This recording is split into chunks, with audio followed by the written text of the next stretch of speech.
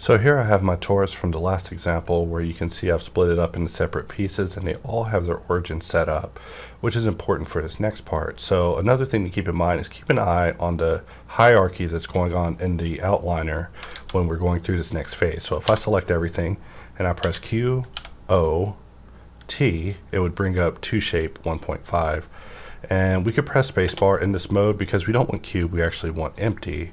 And if we control scroll, we can actually jump this to origin, which is our first maneuver. But we also want to press I because we want to individually deal with each of these objects' origin.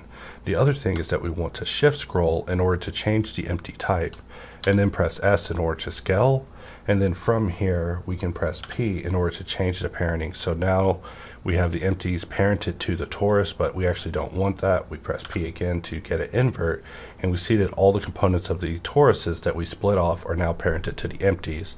So now we basically have some localized place empties that are now the parents of this entire region, meaning that if we were to press RXX, this piece will flap as so, and same with all of these pieces. So let's just Shift A, add another empty, and we will just right click this and adjust our size. Let's press F2 and use Blender's rename to just call this prime empty, just for simplification. And in a nutshell, that is our localized individual empty support added to this latest version of HardOps, along with the ability to also orient things to the origin points, which is just a new way to approach Toshape.